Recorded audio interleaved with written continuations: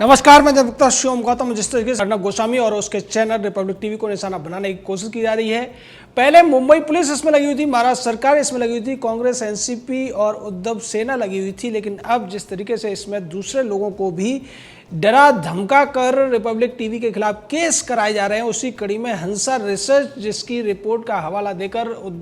अर्नब गोस्वामी ने परमवीर के झूठ का खुलासा किया था, उस कंपनी का जो सीईओ है वो कोर्ट में पहुंच जाता है और वो ये गुहार लगाता है कि हमारी रिपोर्ट का हवाला देकर अर्नब गोस्वामी हमारी छवि खराब करने की कोशिश कर रहे हैं और हमारी रिपोर्ट के नाम पर वो मुंबई पुलिस के दावों को नकारने की कोशिश करते आ रहे हैं, जिससे हमारी निजता में खलल हो रहा है और इससे हमारी प्रतिष्ठा को हानि हो रही है। इसलिए अर्नब गोस्वामी के चैनल के ऊपर जुर्माना लगाया जाए। ये जिस तरीके की बातें हैं उससे स्पष्ट है कि इस सब के पीछे कहीं ना कहीं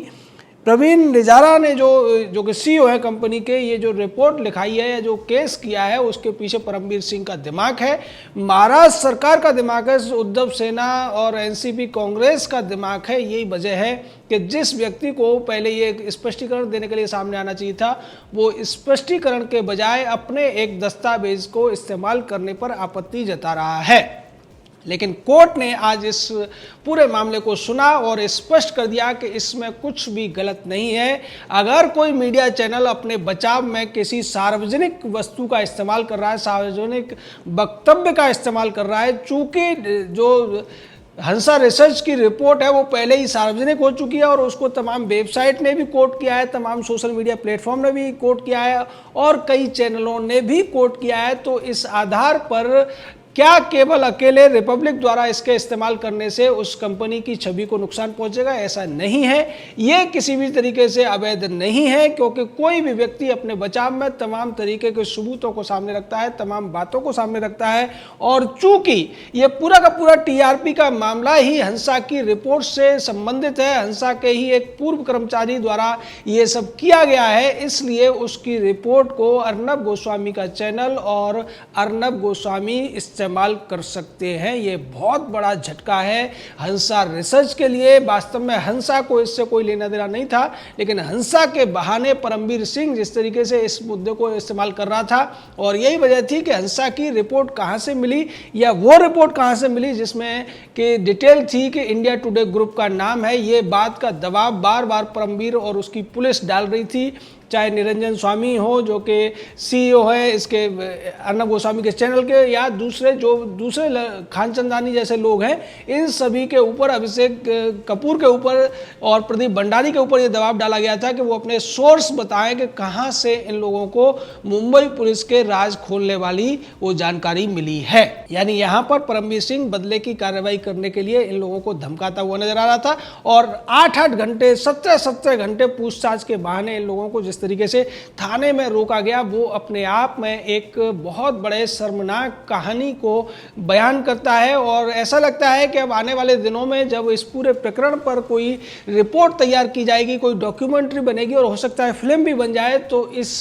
पूरे प्रकरण को सेनावाद के नाम से जाना जाएगा। जिस तरीके से फांसीवाद होता था, जिस तरीके से नाजीवाद होता था, उससे भी भयंकर है ये सेनावाद। एक इंदिरावाद हुआ था, इंदिरावाद में जिस तरीके से इमरजेंसी के दौरान तमाम नेताओं को जेल में डाल दिया गया, तमाम पत्रकारों को जेल में डाल दिया गया, और जो गायक कलाकार तक हुआ करते थे उन पर भी प्रतिबंध लगाए गए थे, क्योंकि वो सत्ता में बैठे हुए माँ बेटे की बात को नहीं सुनते थे। और आज ऐसा ही होता हुआ दिख रहा है कि उद्धव ठाकरे जो सोनिया और शरद के इशारों पर काम करता है, उसकी बातों से जो सहमति नहीं रखेगा वो महाराष्ट्र और मुंबई में सर उठाकर नहीं चल सकता है। इसके कई उदाहरण अब तक सामने आ चुके हैं। अर्नब गोस्वामी का चैनल सामने है, उससे पहले कंगना रनौत को निशाना बनाया गया था और एक रिटायर्ड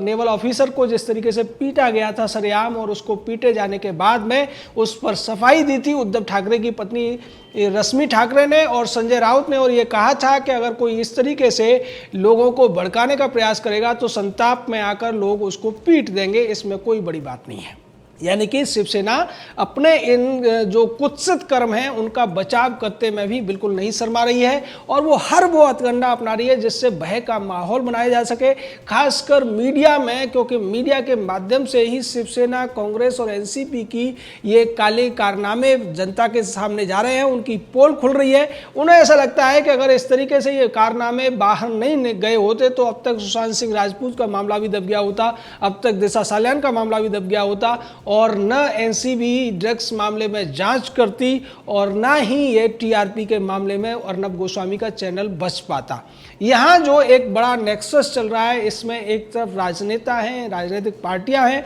दूसरी तरफ महाराष्ट्र की पुलिस है, खासकर मुंबई पुलिस है, और तीसरी तरफ इस गठबंधन में वो मीडिया चैनल्स हैं, वो तथाकथित पत्रकार रूपी प्रपंचकारी हैं जो इस पूरे मामले को अपने फायदे के लिए, अपने टीआरपी के लिए भुना लेना चाहते हैं। और तो और इसमें उल्टा चोर कोतवाल वाली बात भी है कि इंडिया टुडे ग्रुप जो कि पूरी तरह से टीआरपी घोटाले में अपराधी साबित हो चुका है, 5 लाख का जुर्माना इसके ऊपर लग चुका है, उसके बाद इसकी निर्लज्जता देखिए कि ये किस तरीके से खुलेआम बेशर्मी के साथ दूसरे चैनल पर आरोप लगाता है, उसको फंसवाने की तमाम साजिश करता है। और जैसा कि अब मीडिया में उड़ती उड़ती खबर आ रही है सूत्रों से, जैसा कि सूत्रों से खबर इंडिया टुडे ग्रुप और आज तक के पास आया करती है, उनके पास सीबीआई के सूत्रों से खबर आती है और हमारे पास पुलिस के सूत्रों से खबर आई है कि इंडिया टुडे ग्रुप ने इस पूरे काम के लिए मोटी सुपारी दे रखी है परमबीर सिंह को।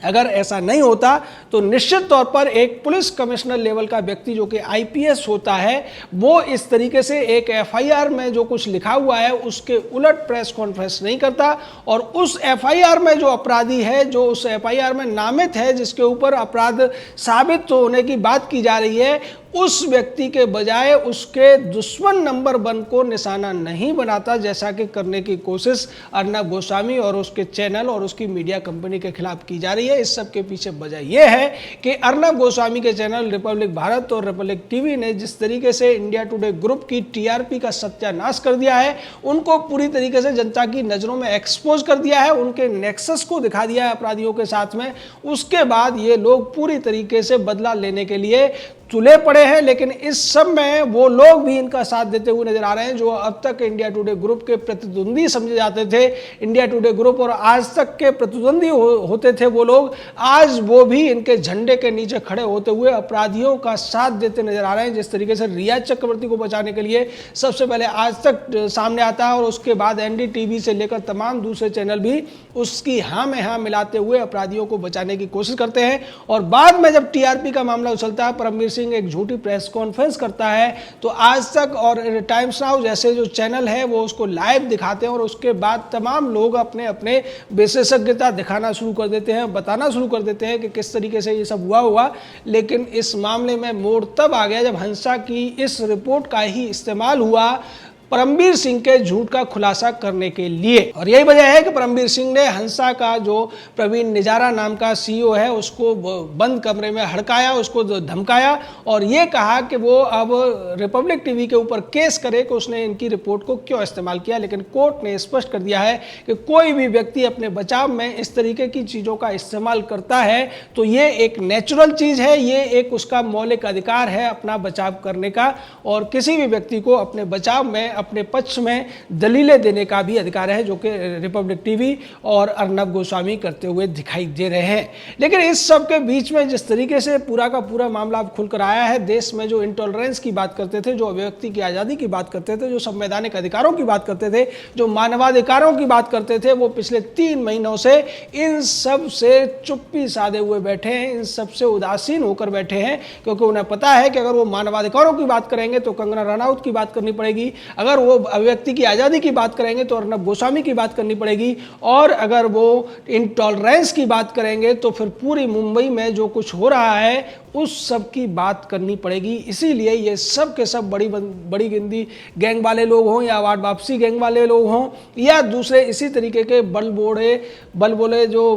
बॉलीवुडीय नटिए हैं या नट नटनियां हैं, ये सब के सब चुप्पी साधे हुए बैठे हैं, लेकिन इनकी चुप्पी ये बताती है कि ये खामोशी के साथ अपराध का समर्थन करते हुए दिख रहे हैं। ये आतताई के समर्थन में बैठे हुए हैं, क्योंकि ये जानते हैं कि अगर आतताई के खिलाफ बोलेंगे तो इनके भी राज खुल जाएंगे। और ये सब के सब जिस तरीके से नशे के हमाम में नंगे हैं, उसके बाद तो ये स्पष्ट है कि उद्धव ठाकरे का जो सेनावाद चल रहा है, ये सेनावाद किसी भी तौर पर नाजीवाद या फांसीवाद से कम नहीं है। और इसी सेनावाद की वजह से जनता पिस रही है। कोरोना की महामारी महाराष्ट्र में इतने हद तक फैल चुकी है, उसके बावजूद महाराष्ट्र सरकार वकीलों को 10-10, 20-20 लाख रुपए एक पैरवी की फीस देने को तैयार है, क्योंकि उसको अपनी छवि संवारनी है, क्योंकि उसको अपराधियों को बचाना है, क्योंकि उसको झूठ को बेनकाब करने से बचाना है, क्योंकि उसको सच को हराना है, और क्योंकि उसको अपनी गंदी और घिनौनी राजनीति भी करनी है। इस सब के सामने आने के बाद में जो जनता है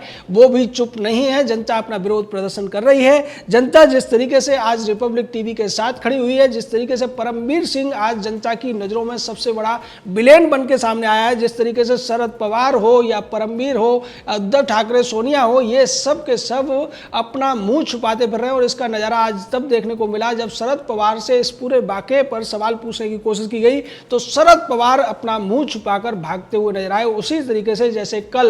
अनिल देशमुख, जो कि एनसीपी का ही नेता है और महाराष्ट्र का गृह मंत्री है, वो सवालों से बचकर भाग गया था। निश्चित तौर पर सबसे ज्यादा बड़ा सवाल तो शरद पवार के ही उस नैतिकता के ऊपर है, उनकी राजनीति के ऊपर है कि क्या वो अब इतना ज्यादा नीचे गिर गए हैं कि एक चैनल को निशाना बनाने के लिए वो तमाम जो साजिशें हो रही है, उसका पूरा का पूरा जो खेल है वो शरद पवार के इशारों पर हो रहा है या सोनिया के इशारों पर हो रहा है। अब इन तीनों में से किसी न किसी को तो जिम्मेदारी लेनी पड़ेगी, या फिर ये तीनों इसी तरीके से मुंह छुपाते हुए तीनों की संयुक्त जिम्मेदारी की बात करेंगे। शरद पवार के राजनीतिक जीवन पर यह बहुत बड़ा प्रश्न है कि उनकी राजनीति अब इस निचले स्तर तक आ गई है कि वो एक चैनल के खिलाफ साजिश करवा रहे हैं और उस चैनल को निशाना बनाने वालों को समर्थन कर रहे हैं। यह सारा का सारा मामला जनता की नजरों में है, जनता इसको देख रही है और जनता हर चीज का हिसाब अपने तरीके से करती है। निश्चित तौर पर इसमें कोई दो राय नहीं है। जय हिंद,